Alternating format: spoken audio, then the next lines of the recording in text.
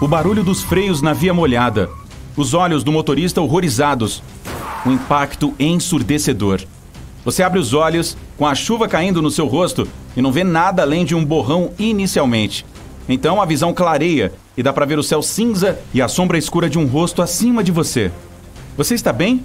Sinto muito, não te vi. Você se levanta com a ajuda do motorista que o atingiu.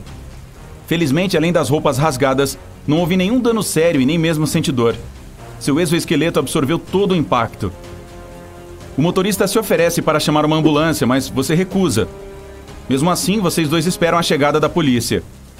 Você diz aos policiais que foi sua culpa por atravessar a rua no lugar errado. Eles dão uma advertência e os liberam. Em casa, você tira a camisa e verifica as placas de quitina na sua lateral. Elas parecem absolutamente bem. Afinal, o exoesqueleto é uma característica evolucionária maravilhosa. As placas são duras o suficiente para suportar um impacto grande sem quebrar. E também são flexíveis, atuando no meio como uma mola quando algo as atinge. A propósito, sobre aquele impacto, você se lembra claramente de que não atravessava a rua tão rápido quanto costumava. Então franze a testa e balança os braços e as pernas. Depois se dobra na cintura para verificar suas suspeitas. Isso mesmo, ficou mais difícil para se mover. A casca é muito rígida. Bem, é hora de trocá-la então. Você respira fundo algumas vezes, inalando o mais forte que consegue.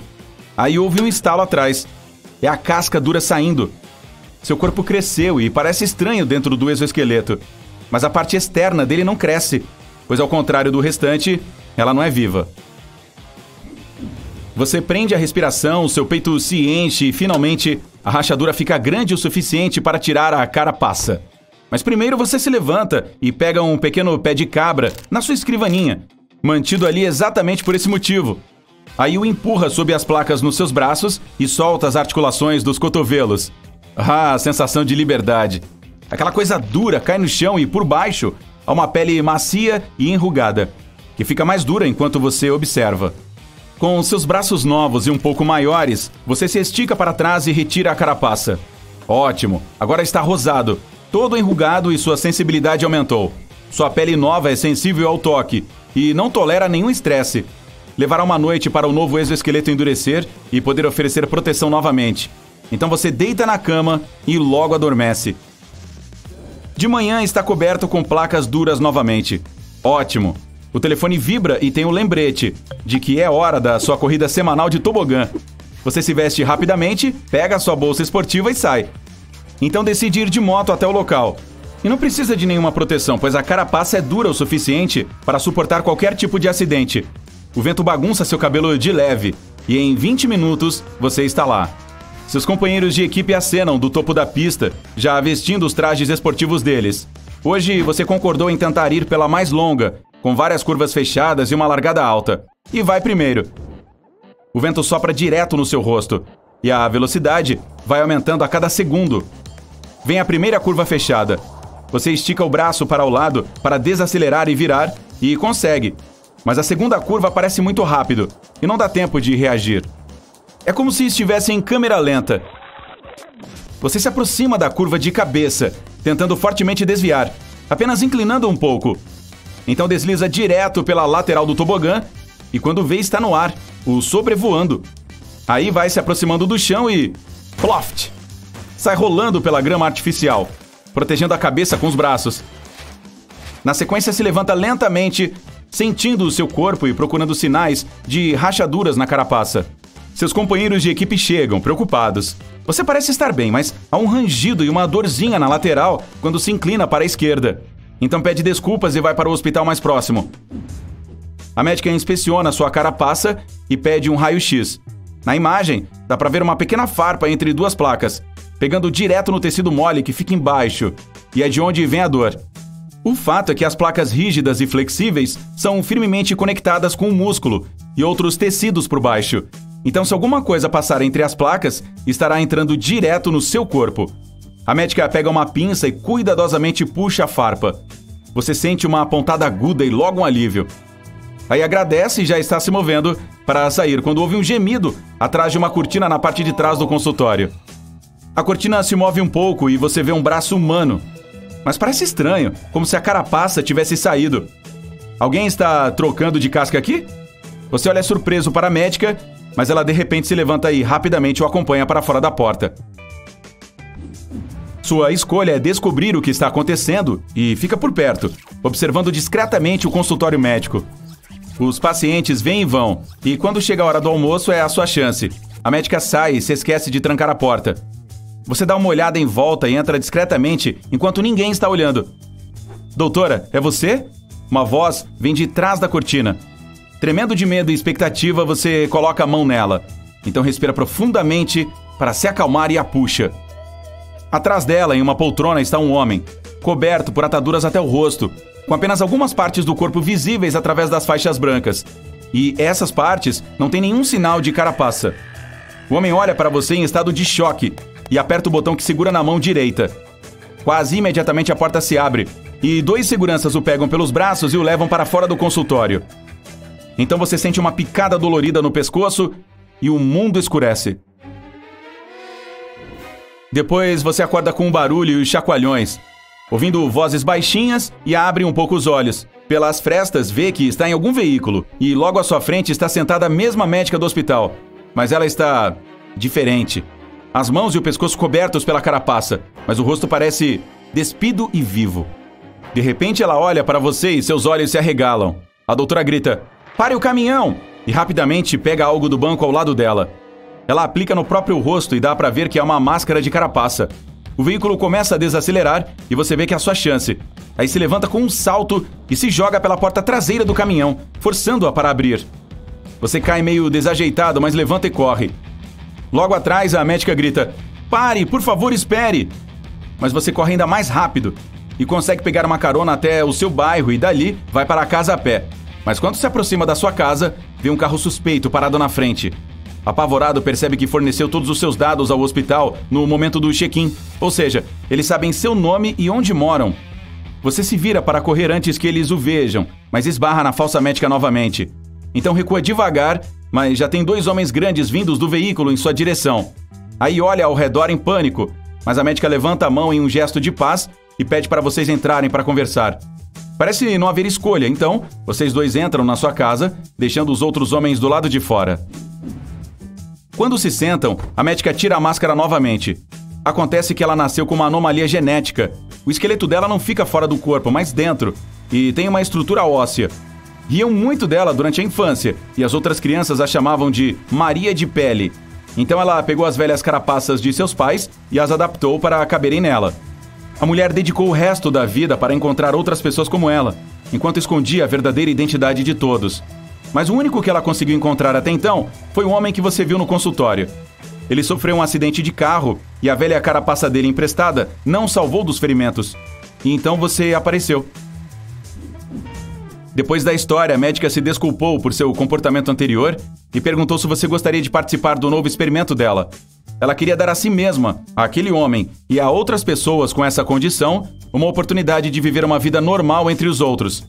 E, para isso, precisava de partes de uma carapaça que ainda não foi trocada. É seguro, ela garante. A casca vai crescer de novo, como sempre.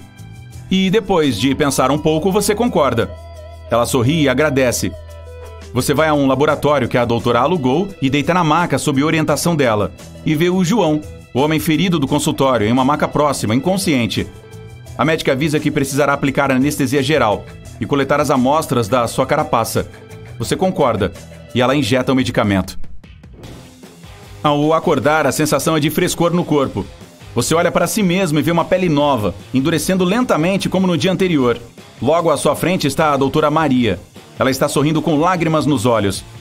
Quando olha para o lado, vê o João, sentado na maca e com a carapaça presa perfeitamente ao seu corpo.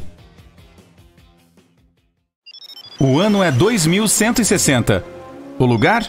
O Oceano Pacífico, na costa do Japão. O mar parece calmo, pelo menos a superfície. O fundo do mar está rachando agora. Bum! A terra se abre e o magma jorra. A rachadura no fundo do mar provoca um terremoto e uma enorme quantidade de energia lançada no oceano. E agora a gravidade é envolvida, puxando a água para baixo e fazendo com que ela se mova cada vez mais rápido. É um tsunami. Uma onda tão alta quanto um arranha-céu segue em direção a Tóquio, a 800 km por hora. Isso são milhões de toneladas de água. Seria incrível tirar uma foto dele, mas não há tempo para admirar a força da natureza. O tsunami está prestes a atingir a Baía de Tóquio. Ele avança pela costa e começa a atacar a maior estrutura do planeta, a mega cidade Pirâmide de Tóquio, de 2 km de altura. Isso é 5 vezes a altura do Empire State Building. Imagine se toda a população de uma cidade brasileira média vivesse e trabalhasse em um prédio. A mega cidade Pirâmide de Tóquio, ou MPT, consegue receber 750 mil pessoas ao mesmo tempo. Incrivelmente!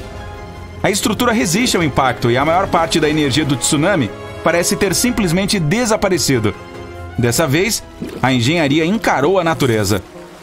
A MPT foi construída pela empresa Shimizu, que foi fundada em 1804. A pirâmide é a estrutura mais estável nas redondezas.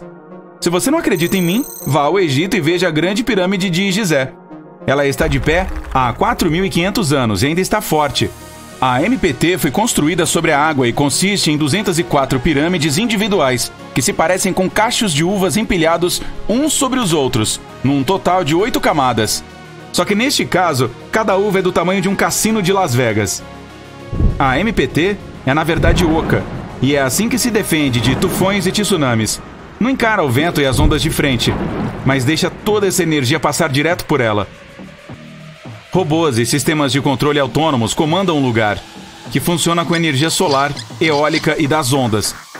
As pirâmides são ligadas por passagens, que somam ao todo quase 140 quilômetros. Elas conectam tudo e são mantidas por inteligência artificial, que sempre apresenta a maneira mais rápida de ir da pirâmide A à pirâmide B.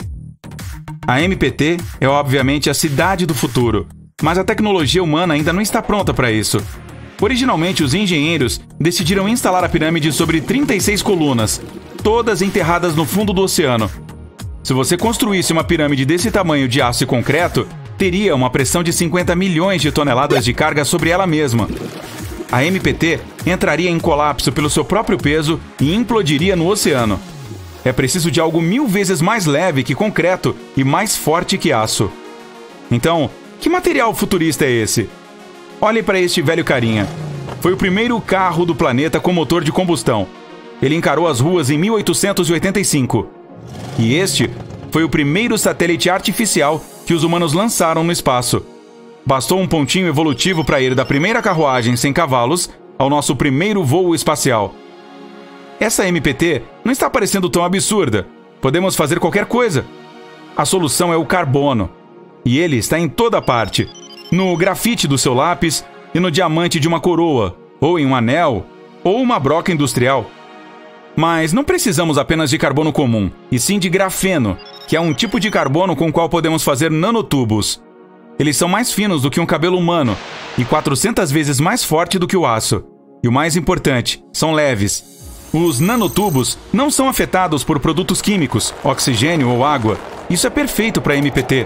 Essa é apenas uma maneira elegante de dizer que a coisa não vai enferrujar. A Shimizu tem planos para fazer uma estação de energia na Lua, uma cidade subaquática, transformar o deserto do Saara em um enorme oásis e muito mais. Mas eles não são os únicos a mudar o planeta. A Holanda tem o tamanho de 2 estádios americanos de Nova Jersey e cerca de 30% do país fica abaixo do nível do mar. Para protegê-lo da água, os holandeses construíram muitos diques, mas isso foi apenas para a defesa.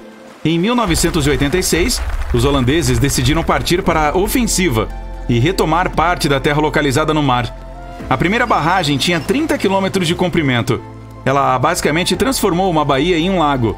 A segunda fechou com chave de ouro. Depois de 42 anos de trabalho, a Holanda ganhou uma província totalmente nova, maior que Los Angeles. Os humanos têm feito a mesma coisa no mundo todo, como em Hong Kong, nas Filipinas e na Itália. Que tal construir coisas em terras que já são terras?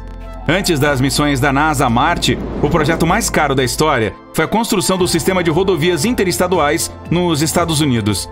Isso levou cerca de 35 anos para ficar pronto. Em termos monetários de hoje, custou o equivalente a cerca de 530 bilhões de dólares. Todo esse dinheiro financiou 74 mil quilômetros de estradas. Isso é quase 2 vezes a volta ao redor do globo. Existem mais de 270 milhões de veículos nos Estados Unidos, mais do que no Japão, Brasil, Índia e Alemanha juntos. Mais de 2.000 anos antes do primeiro automóvel, os romanos construíram uma enorme rede de estradas, com 80 mil quilômetros de comprimento. Com isso, ligaram a Irlanda com o Egito e a Turquia com a Espanha. As estradas eram muito seguras e os viajantes podiam ficar em hotéis, jantar em cafés ou enviar uma carta no correio mais próximo. Apenas cerca de 30% da superfície da Terra é efetivamente de solo. Os oceanos, rios e lagos do mundo são cheios de vida e parecia uma tarefa absurda catalogar tudo o que vive lá. Mas 2.700 cientistas de 80 países decidiram se unir para fazer isso. O custo disso? 650 milhões de dólares. Esses cientistas passaram 10 anos procurando por espécies novas e velhas. Foi um dos maiores projetos científicos já feito. Eles descobriram cerca de 6.000 novas espécies de peixes, lulas e algas. A Grande Muralha da China é enorme. São 20.900 quilômetros de paredes, barreiras naturais e trincheiras. Isso é cerca de 2 vezes a distância do Alasca até a Austrália. Ela foi construída ao longo de um período de 2.000 anos, sem caminhões, escavadeiras, eletricidade, somente com a força de trabalho das pessoas. Mas a China moderna não parou ali. Em 2 anos, o país usou mais concreto para a construção do que os Estados Unidos. Estradas, cidades, aeroportos, tudo lá é enorme. A barragem das Três Gargantas é definitivamente a nova Grande Muralha da China, com mais de 2.300 metros de comprimento e 180 metros de altura. Você está vendo 3 vezes mais concreto e aço do que a represa Hoover, nos Estados Unidos.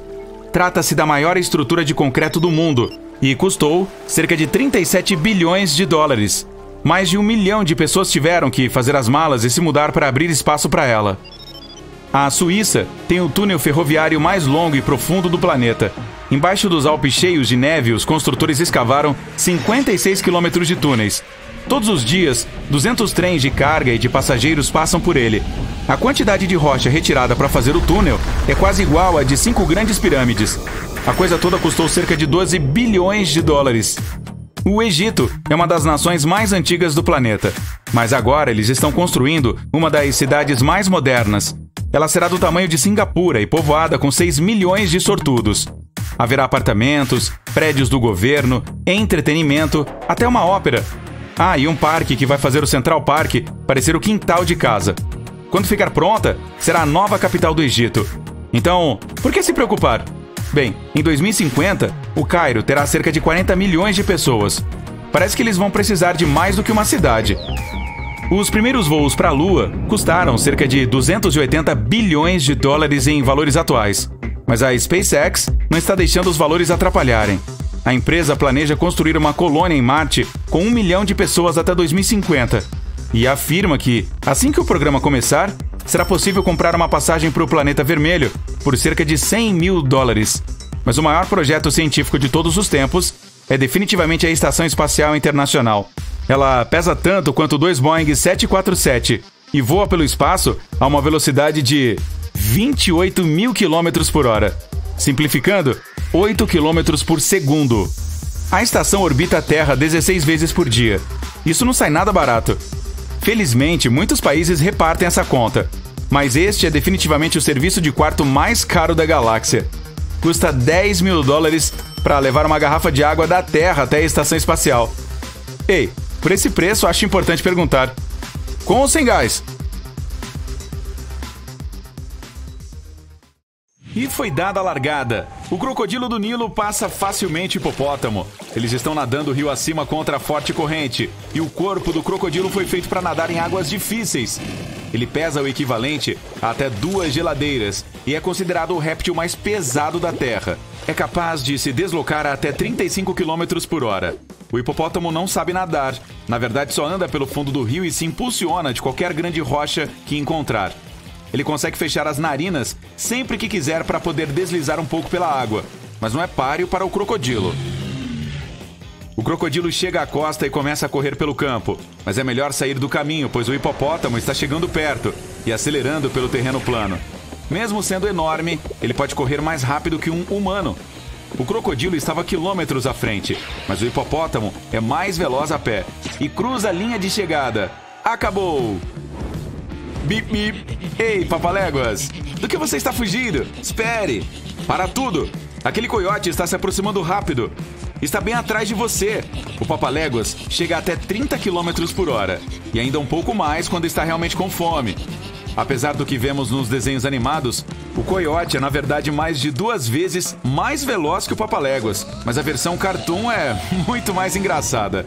Na raia 1 das densas selvas da América do Sul, há devagar e sempre preguiça. E logo depois dela, na raia 2, temos um típico caracol de jardim. E começou! A corrida para o animal mais lento da Terra. Com a velocidade máxima da preguiça atingindo 0,3 km por hora, não é de admirar que a chamem de almofada móvel gigante. Bem, eu a chamo assim. O caracol começou bem. Ele consegue avançar um bom trajeto em cerca de 1 hora. Essa criatura sem ossos tem apenas um pé, que é coberto por um limo protetor. Está muito embaçado para ver, mas acho que a preguiça ainda está no mesmo lugar. E agora está dormindo. Ela provavelmente ficará assim durante toda a corrida. Uma preguiça pode dormir 15 horas por dia. E dorme por mais da metade da vida. Veja, o caracol saiu daquele trecho ensolarado. Próxima parada, um com sombra. A disputa está acirrada. Teremos que esperar até que a preguiça acorde para voltar para a corrida. Um urso cinzento pode facilmente ultrapassar um humano. Se vocês tiverem um piquenique e preparou algo muito gostoso, é melhor deixar o seu almoço para trás. O mais rápido que um humano consegue correr é a 45 km por hora. Marca estabelecida, é claro, por Usain Bolt. Então ele provavelmente conseguiria fugir a tempo. Se você for mais lento do que ele, então está em apuros. Em uma corrida cara a cara com o urso cinzento, você será o almoço todas as vezes. Mas de todos os ursos, qual é o mais ligeiro? Ursos polares, cinzentos, pardos, malaios e o fofo panda. Em suas marcas. Preparar? Já! A tensão é visível. O urso cinzento e o pardo estão disputando garra a garra. O pardo consegue correr tão rápido quanto um cinzento. O malaio é o menor deles. Ele tem cerca de 2 metros de comprimento, ou altura, ou o que for. E simplesmente não consegue acompanhar. O urso polar começou bem, mas simplesmente não tem a velocidade do cinzento ou do pardo. O cinzento assume a liderança. Não, é o pardo. Agora o cinzento. Espere, onde está o panda? O que ele está fazendo? Acho que esse carinha não sabe que está em uma corrida, mas não é uma fofura? Acabou de devorar sua 3ª vara de bambu. Um urso panda pode comer até 13 quilos de bambu por dia. Isso é tipo um monte. Mas ele está fora. Encontrou um atalho e está rolando morro abaixo. Ele passa zunindo pelo urso cinzento e pelo pardo. Tudo encerrado. O panda venceu. Desculpem, ursos. Todos nós sabemos que o panda não é exatamente rápido. Na verdade, é um dos ursos mais lentos. Ainda assim, se você vir um panda rolando morro abaixo na sua direção, corra. Um Boeing 747 tem uma velocidade máxima de cerca de 1.000 km por hora. O pássaro mais rápido é o albatroz de cabeça cinza. Ele pode chegar até 130 km por hora e permanecer voando por 10 horas sem pousar. O falcão peregrino é mais veloz, mas apenas quando está mergulhando direto para pegar alguma comida. Cuidado, pombo! Uau! Aviões grandes demoram muito para decolar, mas e o albatroz? Ele sai do chão e chega lá em cima em poucos segundos e está na liderança. Mas alguns minutos depois... De volta em câmera lenta, a preguiça está acordada, o que é bom. Mas até agora só conseguiu levantar o braço para alcançar aquele galho de árvore. O caracol de jardim ainda está tentando passar por aquela grande rocha. As preguiças passam imóveis o máximo de tempo possível, para que não se tornem o café da manhã de alguém. Não é um bom treino para a corrida. Mas espere, um terceiro corredor entrou na disputa. É a tartaruga de Galápagos. Suas poderosas patas dianteiras carregam este tanque. Ela é espantosamente 4 vezes mais rápida do que o caracol de jardim. Agora isso ficou interessante. Conseguimos a corrida que irá durar um século. A tartaruga está correndo e desviando de todos os obstáculos. Nada pode impedi-la. Ei, sem trapaça, preguiça. Não derrube galhos de árvore aí de cima. No subsolo, uma toupeira está ocupada cavando por lá. Esse animal pode comer tantas minhocas quanto o seu próprio peso corporal e consegue cavar cerca de 5 metros por hora. O texugo americano é o bicho de escavação mais veloz do mundo e é surpreendentemente rápido em terra. A velocidade dele quase corresponde à de um humano em um dia bom. De ponta a ponta, o texugo americano vence a corrida do túnel com bastante facilidade. Pena que a toupeira não consiga ver para onde está indo. Ela não é exatamente cega, apenas tem uma visão terrível e é daltônica. Não dá para usar óculos lá embaixo. A orgulhosa chita. Ela corre pela savana em alta velocidade. Eu sou o mamífero terrestre mais rápido há milhões de anos. Eu fiz isso.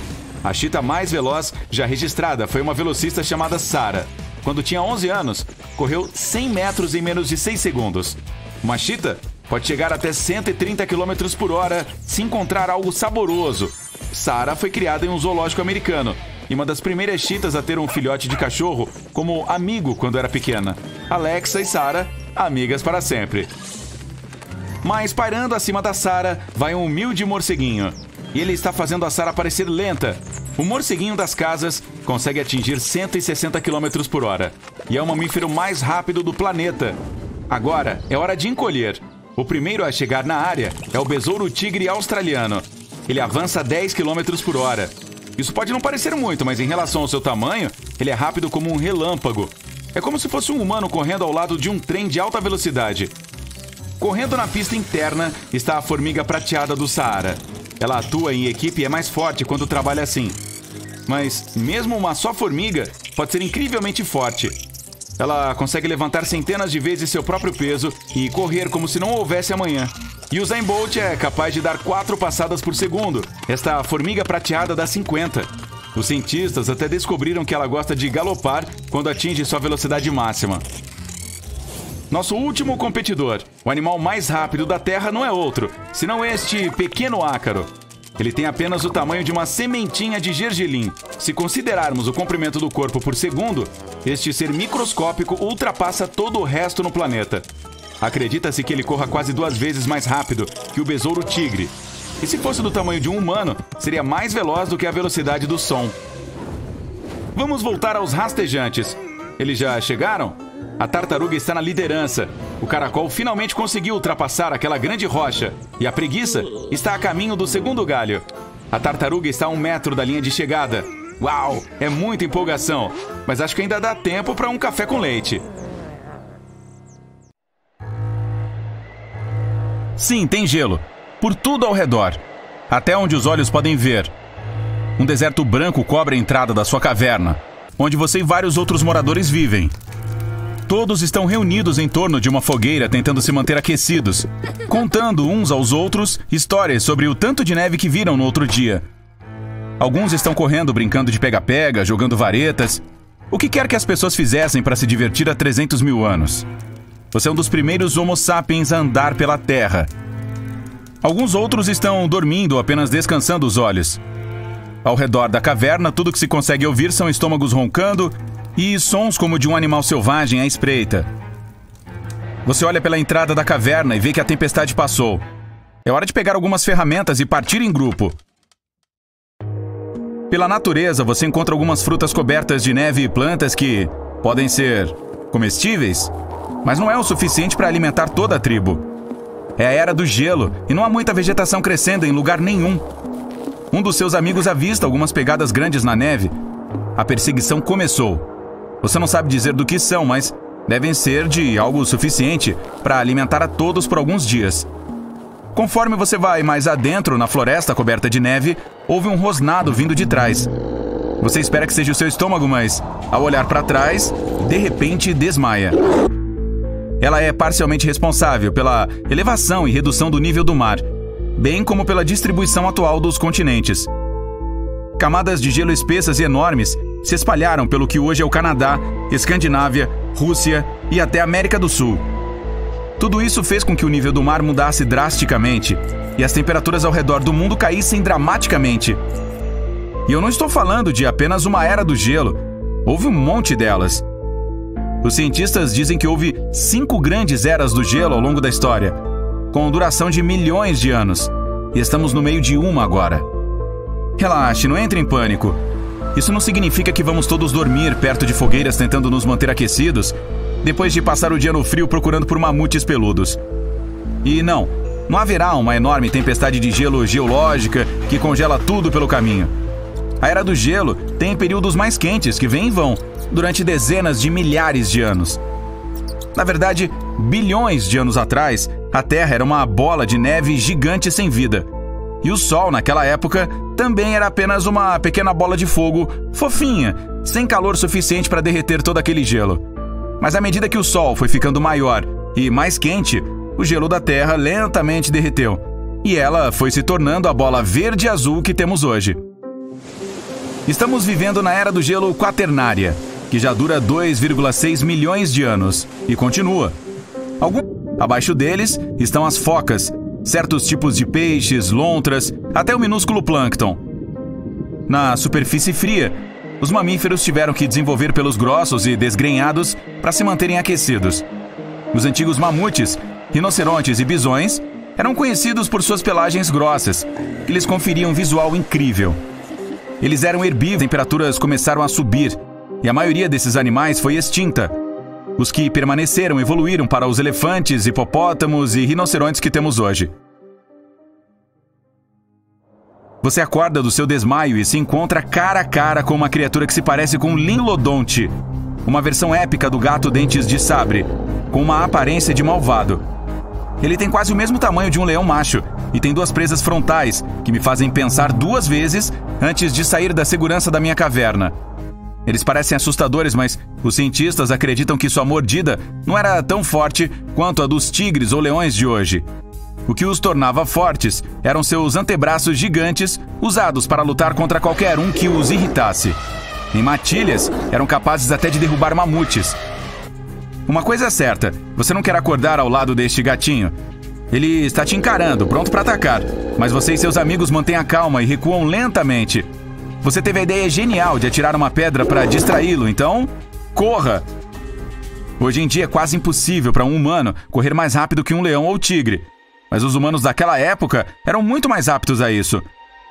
Uma vez que o perigo acaba, todos continuam procurando por comida. Está ficando escuro e você não encontrou nada para trazer de volta para a caverna. De repente, você sente o cheiro de algo queimando. Ao longe, vê uma fina coluna de fumaça subindo em direção ao céu. Outro vilarejo? Você e seus amigos se olham e se aproximam da fumaça, com cautela. O Homo sapiens surgiu pela primeira vez há cerca de 300 mil anos, mas a história humana não surgiu do nada. Por volta de 7 milhões de anos atrás, alguns de nós decidiram que bastava. Assim, deixamos nossos ancestrais chimpanzés na selva e começamos a fazer nossas próprias coisas. Isso não aconteceu apenas uma vez. Ao longo dos milhões de anos seguintes, existiram mais de 20 espécies humanas diferentes. Alguns foram nossos ancestrais. Outros eram parentes de uma origem completamente diferente. Alguns eram minúsculos. Outros melhor adaptados para climas quentes ou frios. Antes que perceba, você vê um grupo de neandertais cozinhando um pouco de carne e afiando suas ferramentas. Os neandertais foram os primeiros a migrar para a Europa. Os cientistas acreditam que eles existiam entre 40 mil e 400 mil anos atrás. Eles ocuparam todas as regiões entre a Europa e a Ásia, enquanto o Homo sapiens, que nós somos, ainda estava lá embaixo na África. Você entra no acampamento deles e vê imediatamente as diferenças entre vocês. Eles estão entroncados e parecem um pouco diferentes, mas existem algumas semelhanças, como os dentes achatados para mastigar e roer e crânios grandes para cérebros grandes. Eles até estão vestidos como você. De acordo com os arqueólogos, eles viviam em abrigos e fabricavam ferramentas com pedras, paus e ossos. Eles te dão as boas-vindas e te levam para um passeio como nenhum outro. Você está oficialmente conhecendo muitas das suas galerias, ainda existem hoje, como as das cavernas na Espanha. Você conhece o estilo deles? Pinturas minimalistas de servos, uma marca grande de uma mão. Eles também se envolveram um pouco com a fabricação de joias, fazendo colares com garras de águia e presas de animais. Eles também foram provavelmente os primeiros a aproveitar o poder do fogo. Eles o descobriram quando um raio atingiu uma árvore ou quando um deles deixou cair uma pedra sobre outra pedra, criando uma faísca. Ninguém sabe bem ao certo, mas eles foram capazes de recriá-lo e usá-lo para se aquecer, cozinhar, ver na escuridão, se proteger. Depois do agradável passeio, você fica perto da fogueira para se aquecer. Eles até oferecem algumas roupas extras para a viagem de volta para casa, principalmente casacos grossos de pele de mamute. Se vocês pudessem conversar, seria incrível, mas está ficando escuro e você precisa voltar para a sua tribo. Você se despede e agradece por ensiná-lo a desenhar um veado e por aquele saco de comida que lhe deram. A Era do Gelo foi importante para o desenvolvimento do Homo sapiens atual. Por causa do frio extremo e de outras condições adversas, eles tiveram que se adaptar para sobreviver, ser mais inteligentes e inovadores. Desenvolveram ferramentas avançadas e fizeram até agulhas com ossos para costurar roupas quentes. Eles podem ter apresentado o primeiro desfile de modas de todos os tempos. Quando o clima começou a ficar mais quente, eles desenvolveram técnicas agrícolas para se sustentar e se estabeleceram principalmente perto de grandes corpos d'água, como rios ou lagos, enquanto outros optaram por ficar perto de mares e oceanos. Eles, quer dizer nós, fomos os primeiros a domesticar animais. Avance algumas centenas de milhares de anos e... aqui estamos! Ok, vamos começar com o aquecimento. Faremos alongamentos para os olhos. Você terá 7 segundos para cada imagem. Essas duas jovens parecem gêmeas. No entanto, existe uma pequena diferença. Você sabe dizer qual é?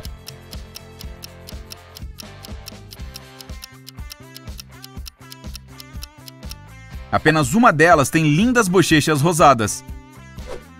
Eu simplesmente amo esses padrões. Os conjuntos parecem idênticos, mas são mesmo.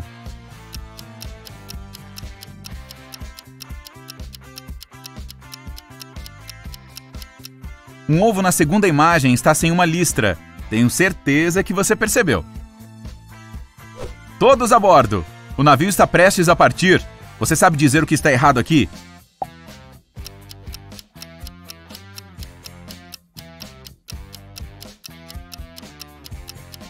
A entrada do cais é estreita demais para esse tamanho de navio. Ou para qualquer outro navio, por sinal. Que lindo pôr do sol. Parece tudo certo para você?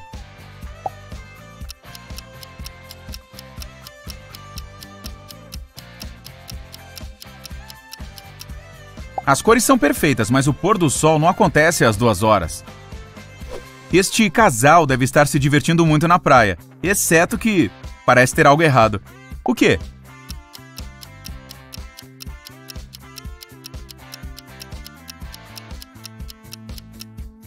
Bem, é impossível ter 2 luas no céu ao mesmo tempo. Você comeria essas uvas ou notou algum problema?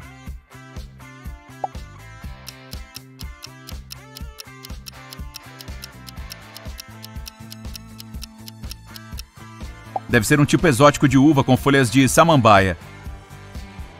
É um dia agitado na estrada e algo está errado aqui. Você sabe dizer o quê?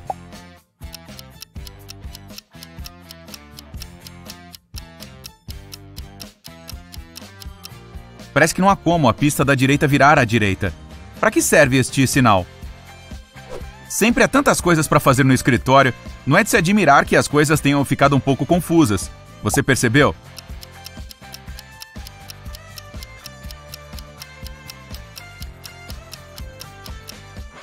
Nunca planeje nada para 31 de junho. Apenas 30 dias em junho? Sério. É hora de um mini safari. Você consegue encontrar um sapo nesta selva?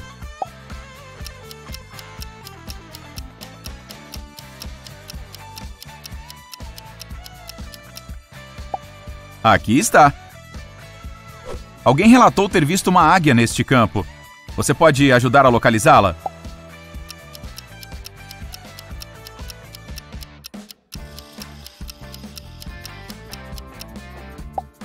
Muito bem. Sua amiga perdeu o gato. Você a ajudará a trazer o Sr. Mimi de volta para casa?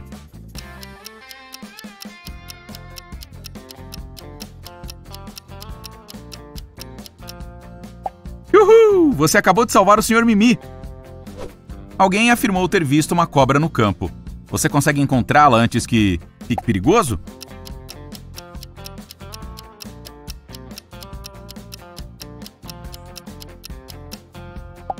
Muito bem. Um sapo pequeno escapou de seu aquário. Você o vê nesta imagem?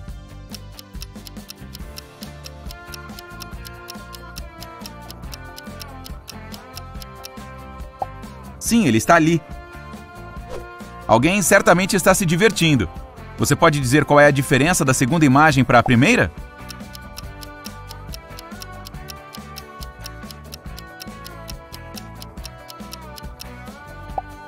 Fácil.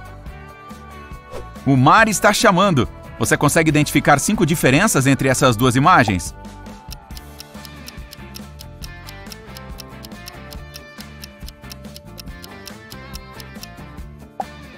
Uau, não percebi que essa nuvem estava lá. Você precisa de uma recarga de vitaminas para continuar. Parecem ser dois conjuntos idênticos de frutas, mas será que são mesmo?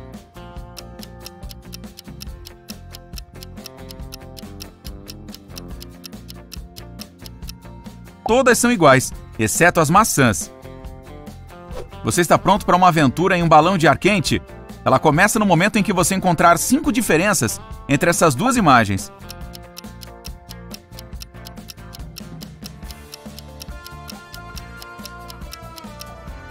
Perfeito. Prepare-se para decolar. Quanta coisa gostosa nesta imagem! Um desses cupcakes não é igual aos outros. Você consegue identificá-lo?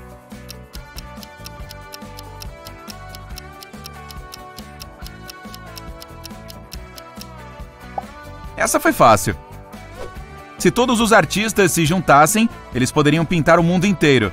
Todos são parecidos, exceto um.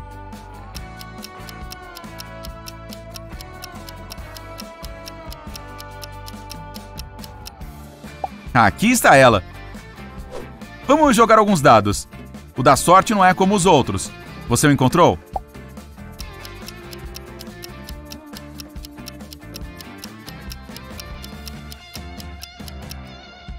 Agora a sorte é toda sua. 2 viagens de carro nunca podem ser iguais, mesmo se você escolher um único caminho. Encontre 5 provas disso na foto.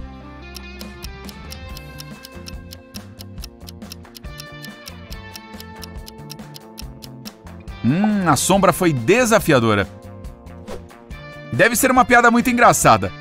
Alguém está rindo alto e alguém está rolando de rir. Você consegue encontrar o estranho?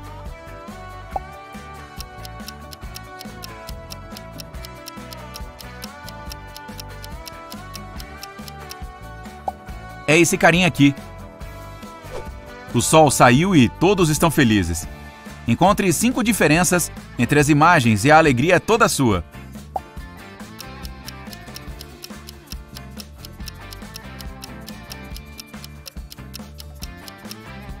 Está tudo nos detalhes. Parece que não está saindo como planejado. Além disso, existem 5 momentos que são completamente diferentes na segunda imagem. Você consegue identificar todos eles?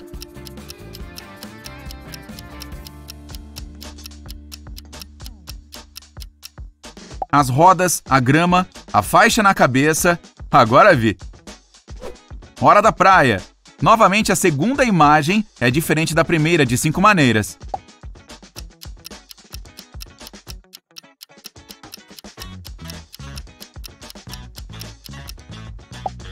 Uau, você precisa de um olho de águia para este. Algumas pessoas podem ler nas entrelinhas. Você consegue ler entre as imagens?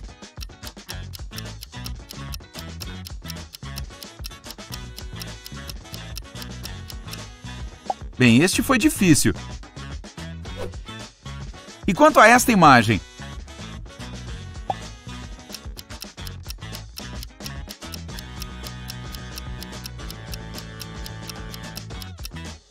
Você encontrou todas? É hora de algumas ilusões de ótica. O que você vê primeiro pode dizer muito sobre a sua personalidade. O que você vê aqui?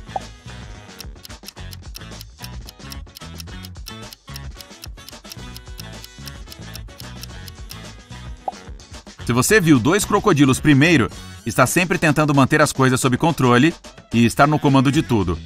Se você notou um pássaro primeiro, você é super amigável e sociável e tenta fazer um acordo em qualquer situação. E quanto a esta imagem?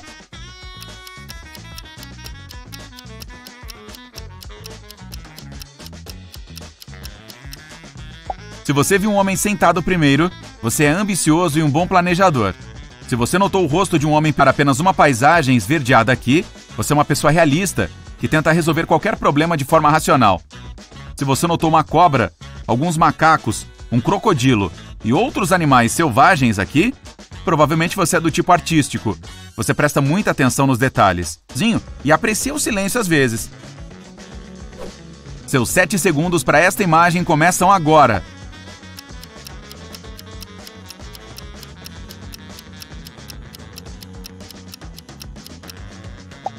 Se você vê claramente homens a cavalo, você é ativo, decidido e não vai parar quando souber o que quer. Se, em vez disso, vê o rosto de uma mulher idosa, você gosta de pensar 2 vezes e sempre considerar todas as consequências possíveis. E quanto a esta aqui?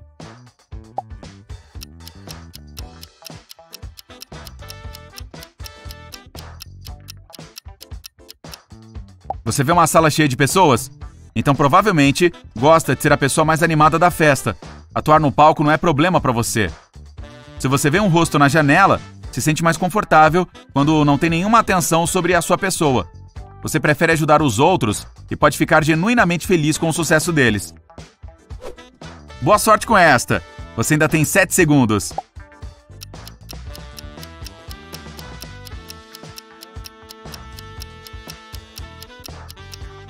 Você viu um urso polar?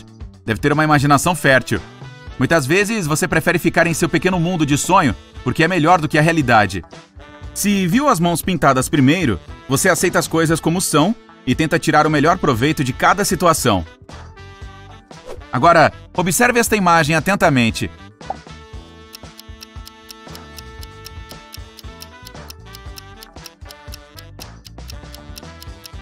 Se parece um cisne para você, a lógica é sua melhor amiga. Você vê as coisas como elas são e pode resolver qualquer problema. Se for mais um esquilo, você nunca para e estabelece meta atrás de meta. Se você cometer erros, não os deixe pará-lo. Você aprende com eles e vai mais longe. E quanto a esta?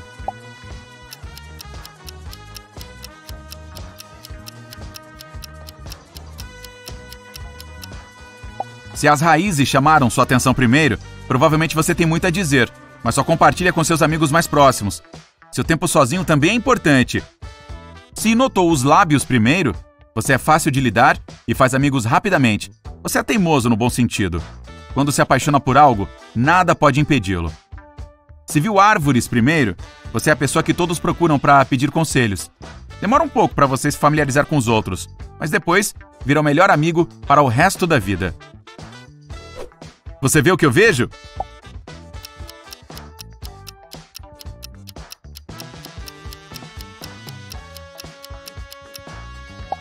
Se é um casal dançando, você deve estar em um relacionamento harmonioso ou prestes a conhecer alguém especial. Você vê o amor como uma parceria igual. Se são 2 árvores, o amor significa superar obstáculos para você. Você não gosta de apressar as coisas, e isso é bom. Se você vir claramente um cara com bigode aqui, pode estar pensando que ficar sozinho é melhor para você no momento. Não tenha pressa. Descubra a si mesmo e, se for o caso, a situação mudará. Boa sorte!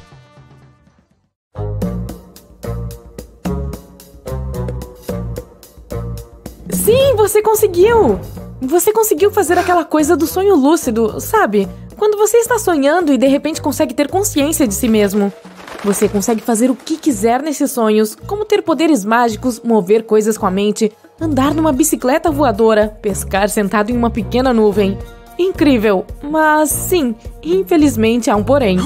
Não importa o quão incrível o mundo dos sonhos possa parecer, existem algumas coisas a serem evitadas nele. Você está em uma casa, mas não tem certeza se está sonhando ou não. Há uma estrada, uma floresta densa atrás dela e essa casa. A casa é velha, mas muito arrumada e limpa. Agora você está de pé em um longo corredor. À sua esquerda há uma bela sala de estar com aparência retrô. Por que não dar uma olhada? A luz do sol passa suavemente pelas cortinas e tudo parece mágico. Sofás vintage vermelhos, um tapete verde grosso, uma mesa de centro, 2 estantes grandes, um velho piano no canto, plantas perto das janelas. Quem rega elas se ninguém mora aqui? Não importa. Ei, olha esse espelho que fica bem ao lado do piano. Lentamente, passo a passo, você começa a caminhar em direção a ele, imaginando o que verá. E pare aí mesmo! A primeira regra dos sonhos lúcidos é tentar evitar atividades que o deixem muito emocionado. O espelho pode refletir uma versão diferente e bastante distorcida de você mesmo. Você pode não gostar do que vê. E se for outra pessoa olhando para você, ou você perceber que suas mãos estão anormais de tão longas, seu rosto está irreconhecível, ou há alguém parado atrás de você? Um espelho em um sonho é definitivamente a pior maneira de descobrir isso. Então, tente resistir a essa tentação. Depois de se tornar um profissional dos sonhos lúcidos, você pode até tentar. você segue em frente, verificando outras coisas na casa. De repente, um pensamento surge na sua mente. Se isso é um sonho, onde está seu corpo real? Não caia nessa. Tente não pensar no seu corpo. Se fizer isso, corre o risco de perder o foco, a casa vai desaparecer e você vai acordar. Quando estiver em um sonho lúcido, você deve tentar prestar atenção ao que está ao seu redor. Qualquer outra coisa, especialmente pensar em si mesmo deitado na cama, tchauzinho e boa sorte da próxima vez. Ok, você ainda está na casa, focado nas coisas da sala, não no seu corpo. É hora de seguir em frente, verificar alguns dos outros cômodos. Volta para o corredor. Ok, a porta pela qual entrou ainda está lá, mas há algumas escadas de madeira ali. Você não consegue ver para onde elas levam. De repente escureceu um pouco. O sol está se pondo? Ah! Todos os seus maiores medos começam a surgir na sua mente. E então você ouve o som sibilante de cobras e o som de um animal gigante, talvez um dinossauro? Ah não, tem uma galinha aqui também? Suas maiores fobias, todas reunidas em um só lugar. O chão começa a tremer. Você entra em pânico e se vira para fugir. Ah não, a porta desapareceu! Você dá um passo, cai em um poço sem fundo, o que me leva à segunda coisa a evitar. Tente não pensar em coisas que o assustam ou incomodam.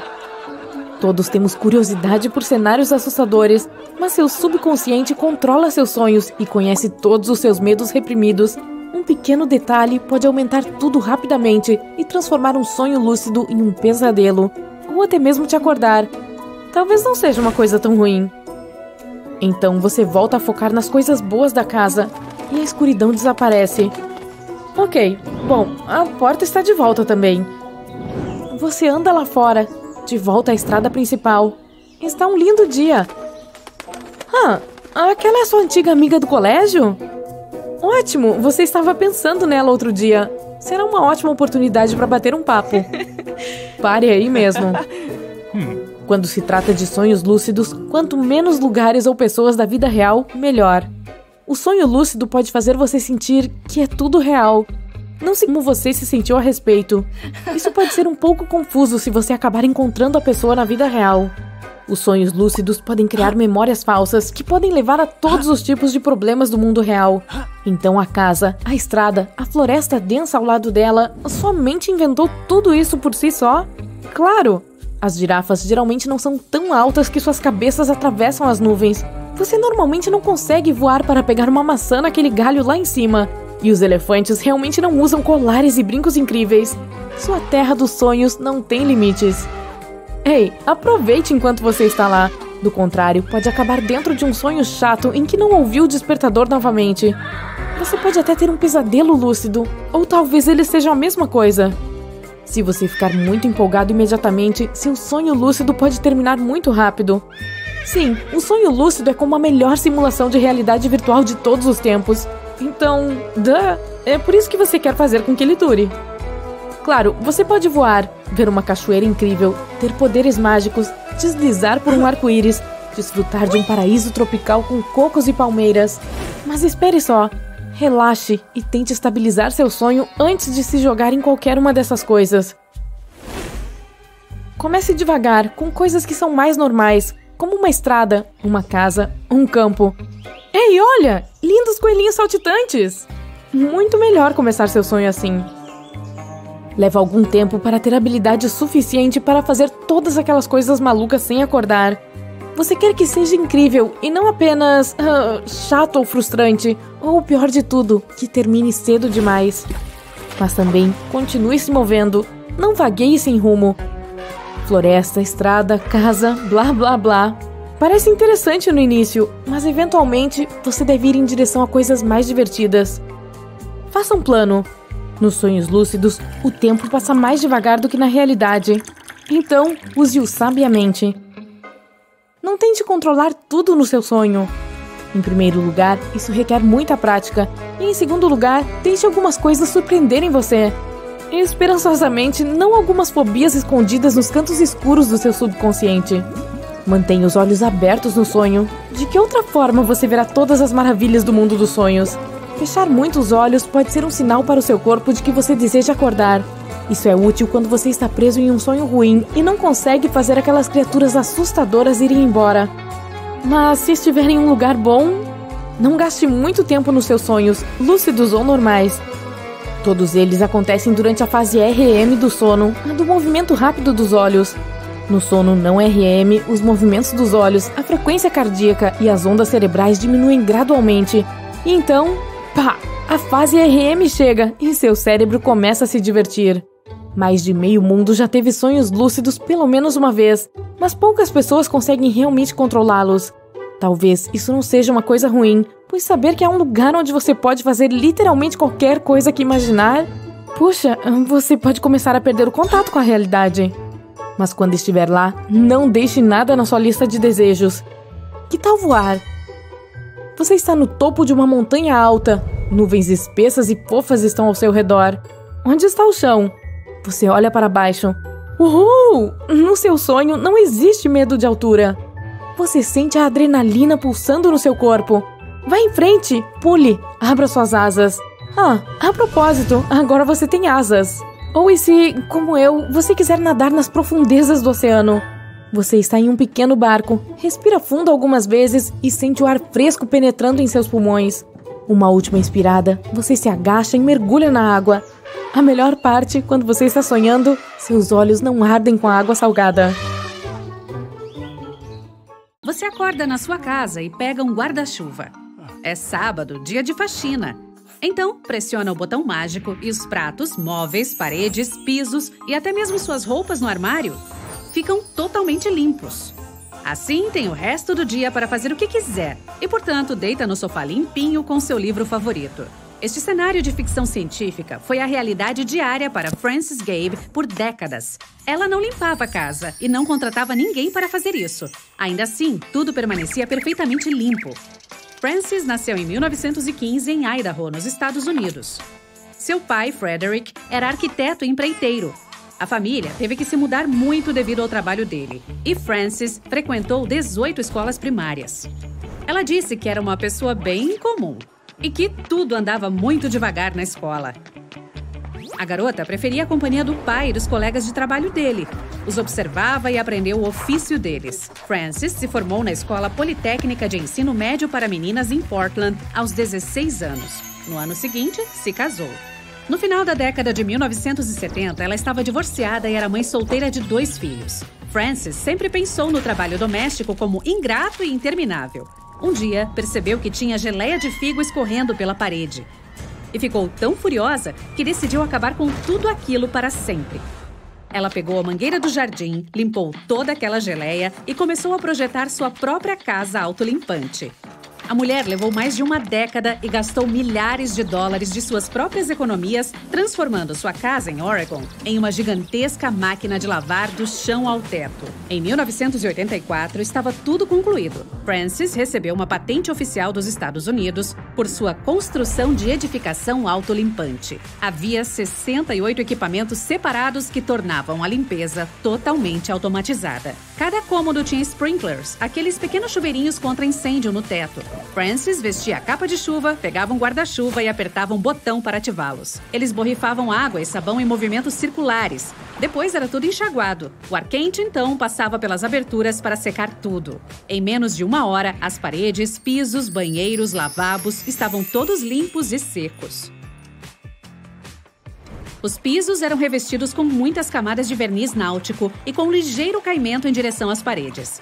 Havia calhas na borda de cada cômodo. A água escoava da casa para a casinha do cachorro para lavar o cão ao longo do caminho. Móveis que não deveriam ser molhados eram cobertos por caixas de acrílico transparentes feitas de resina.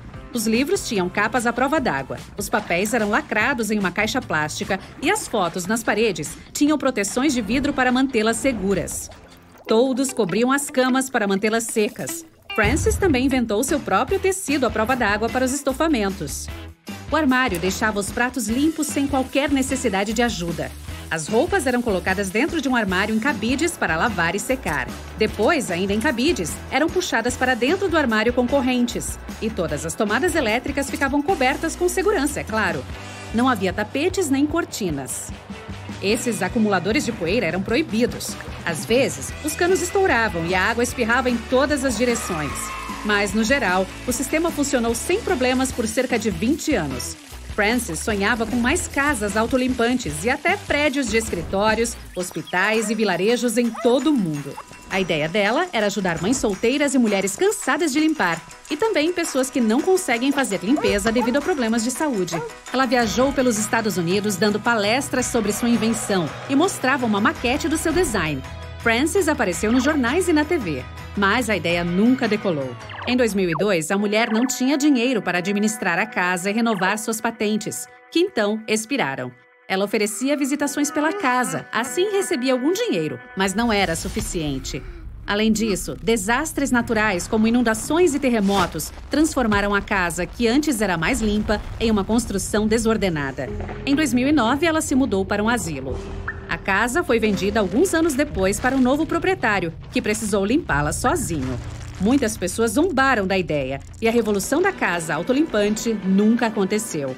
Ainda assim, arquitetos e construtores de hoje admitem que a ideia dela era funcional e vale a pena revitalizá-la. Em 1998, quando os computadores estavam decolando e ocupando toda a atenção, alguém inventou e patenteou uma ideia brilhante de um porta-doces motivacional. Ele era equipado com um sensor óptico conectado ao monitor. O sensor ficava de olho em todas as atividades e recompensava a pessoa com doces por enviar um e-mail de trabalho ou terminar uma longa tarefa importante. Quanto mais tarefas de trabalho eram executadas, mais doces o usuário ganhava. Uma bolsa de pulso semelhante a um ciborgue para carregar lápis, telefone, protetor labial e outras pequenas necessidades no pulso foi patenteada em 2001. Se você não gosta de varrer as folhas no outono, provavelmente adoraria esta solução única descrita por seu inventor como compatível com o movimento natural do corpo de uma pessoa. A calça para recolher folhas tem tubos flexíveis com zíper presos às pernas da calça e uma rede presa no meio para recolher as folhas enquanto se caminha. É possível remover com facilidade os montes que ficaram para trás mais tarde. O capacete estufa foi projetado para levar a natureza para pessoas da cidade grande. A pessoa coloca na cabeça uma cúpula fechada com proteção anti-embaçante, com plantas minúsculas em prateleiras embutidas. Quando ela expira, as plantas cuidam de todos os elementos nocivos e a recarregam com o mais puro oxigênio. O capacete seria equipado com um sistema de intercomunicação para permitir a comunicação com pessoas fora da redoma. No caso de você ter um animal de estimação, mas não dispor de 24 horas por dia para dar toda a atenção que ele deseja, provavelmente apreciaria o acariciador automático de pets. Trata-se de uma mão mecânica que funciona tanto para cães quanto para gatos, além de tocar músicas relaxantes para eles. O equipamento é ativado quando acusa a entrada do bichinho em uma plataforma com sensor de movimento. As orelhas dos animais de estimação podem entrar em lugares errados como um prato e espalhar a comida por tudo. Em 1980, alguém decidiu cuidar disso e patenteou os leves e ajustáveis protetores auriculares para animais, super fáceis de usar. Eles foram projetados especialmente para os cães com orelhas longas, para evitar qualquer contato com a comida. Os inventores também sugeriram decorar os tubos em ocasiões especiais. Uma máscara facial anti-alimentação foi inventada na mesma época para quem tem que passar o dia perto de comidas por motivos profissionais. Chefs, cozinheiros e outros funcionários de restaurantes que lidam com alimentos podem colocá-la e trancá-la com um pequeno cadeado. Respirar e falar ainda é possível, mas torna a alimentação altamente problemática. O mais importante é não perder a chave, ou seria preciso fazer uma dieta eterna. Calças para trenó foram equipadas com um assento para deslizar em declives e tiras para as pernas e cintura para mantê-las presas com segurança ao usuário. Elas foram configuradas para assumir a forma do corpo humano. Para parar o trenó assim que se chega ao destino, é necessário dobrar a parte inferior para cima e sair fingindo que nem andou com as próprias calças. O exercitador de cabeça foi inventado em 1923 para proporcionar uma melhor circulação. Duas pessoas seguravam uma placa de metal entre os dentes. As placas eram mantidas juntas por uma mola. Conforme cada pessoa puxava em sua direção, era como uma espécie de cabo de guerra com a cabeça. Alguém teve uma ideia brilhante de um relógio que permitia ao usuário saber quanto tempo ele ainda teria de vida em anos, meses e minutos. A estimativa de expectativa de vida seria baseada em alguns métodos estatísticos e fatores de saúde pessoal. O relógio tinha um microprocessador para armazenar dados e botões e interruptores para redefinir esses parâmetros. Roupas com display para animais seriam a escolha perfeita para aqueles que não podem deixar o pet sozinho em casa. É um colete ou cinto com muitas passagens tubulares que circundam o corpo do proprietário. Toda a construção é transparente. Existem pequenos compartimentos para alimentação e é ótimo para levar o animal para passear. Um solicitador automático de gorjetas consistia em uma mão artificial e uma caixa para o dinheiro para usar na cintura. Quando o dinheiro que alguém depositasse não fosse suficiente, surgiria um aviso de venda proibida. Sapatos marinhos inventados nos anos 60 tornaram possível caminhar sobre a água. Eles usavam hélices de pé de pato e exigiam um bom senso de equilíbrio do usuário para se manter à tona. Você corre de noite pela floresta por mais de 1 hora, sendo mais rápido do que um guepardo. Não senti cansaço nem frio, então ouve um rato farfalhar nas raízes de uma árvore e capta todos os cheiros da floresta. Com sua visão noturna, avista um pássaro no céu noturno. Você pode passar meses sem comida ou água. As guelras lhe permitem nadar debaixo d'água livremente. É assim que a evolução fez os humanos em um mundo paralelo. Aqui, eles são organismos ideais preparados para qualquer coisa que possam encontrar na natureza. Em nosso mundo, as coisas são mais complicadas. Evoluímos, mas nem sempre somos mais fortes. Os humanos só sobreviveram porque se adaptaram e mudaram o mundo ao seu redor. Um ser humano tem apenas 32 dentes. Quando eles caem, não crescem mais. Mas a evolução não para. Nossa comida se tornou mais macia e nutritiva. Não é preciso mastigar tanto quanto antes. A nova dieta reduziu a mandíbula e ampliou o cérebro. Como resultado, não há espaço para os 4 dentes que ficam mais próximos da articulação. Nós os chamamos de dentes do siso. No futuro, teremos apenas 28 no total e, mesmo atualmente, 35% das pessoas já não possuem dentes do siso. O Homo sapiens é o único mamífero que tem queixo. É essa saliência ao longo da borda inferior da mandíbula.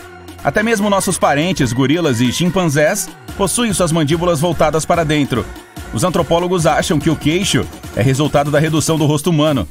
Talvez no passado ele apoiasse nossa mandíbula poderosa e aumentasse nossa força.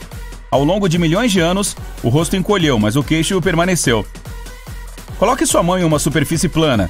Conecte o dedo anelar e o polegar. Dobre seu pulso e será possível ver o palmar longo, se você tiver um. 15% das pessoas já não tem esse músculo. Ele não afeta a força da apreensão e perdeu seu significado hoje. Milhões de anos atrás, permitia que nossos ancestrais escalassem árvores com habilidade. A evolução nos privou dessa habilidade, mas a lembrança dela permaneceu conosco.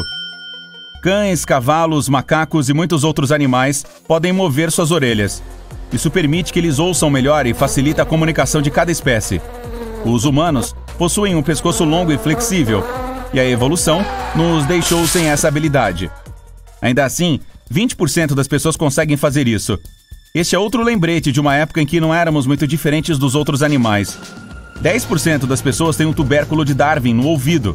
No passado, nossas orelhas eram pontudas, parecidas com a dos macacos modernos. E essa pequena protuberância é a prova. Quando um pinguim imperador choca seus ovos, não come por 115 dias. Os escorpiões podem ficar com fome durante um ano inteiro. A evolução não deu aos humanos uma corcunda de gordura semelhante à de um camelo ou capacidade de hibernar como a de um urso. Todas as manhãs, nossos ancestrais acordavam e lutavam por sua sobrevivência.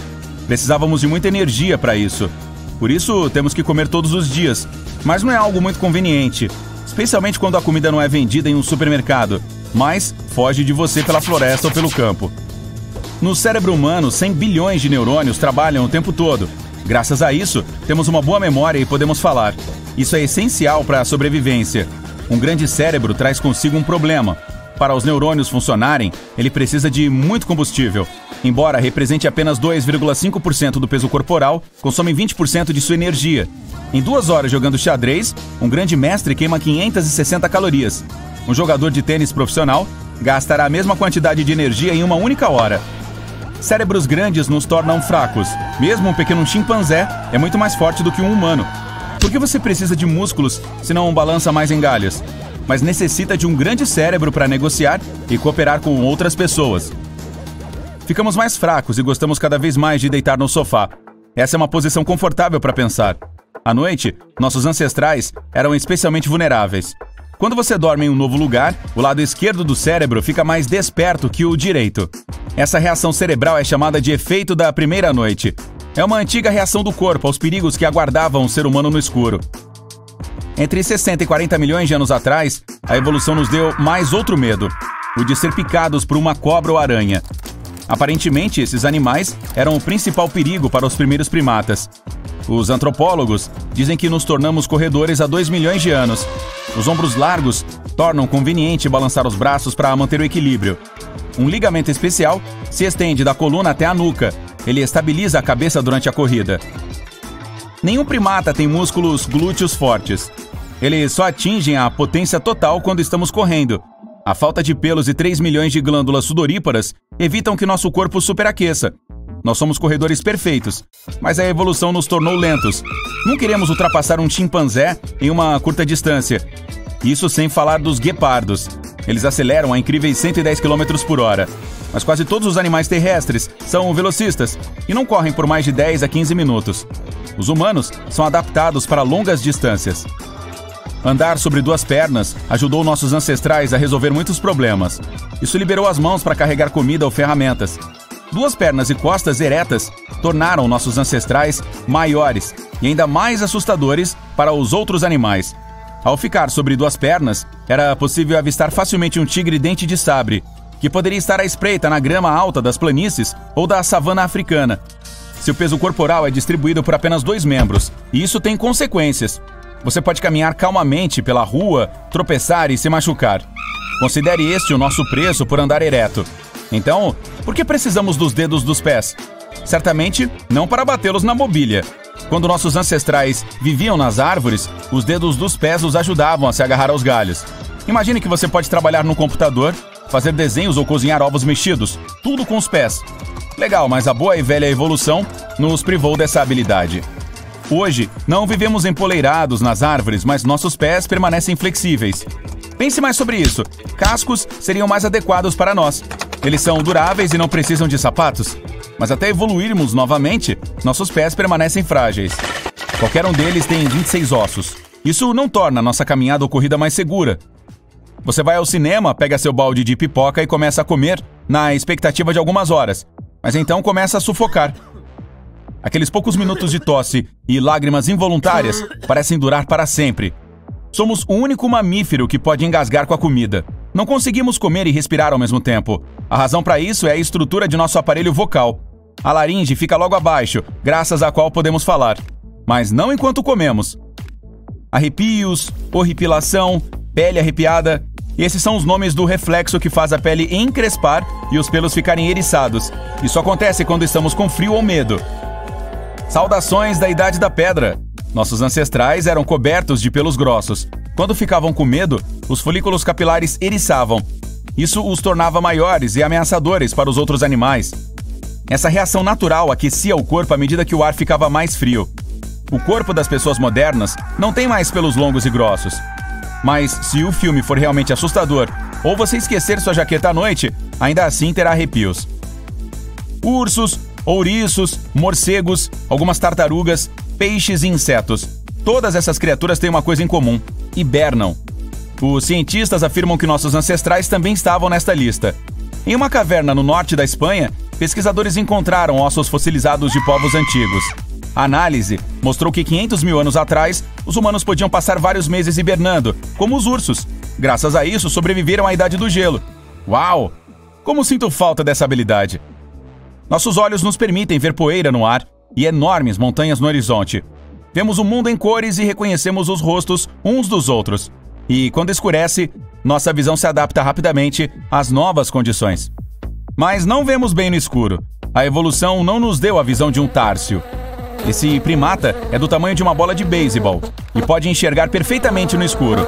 Os társios conseguem facilmente pegar um besouro voando pela floresta noturna. Ainda assim, eu não gostaria que meus olhos ocupassem a maior parte do meu rosto. E os besouros, na verdade, não estão entre os meus lanches noturnos favoritos. E quanto a você?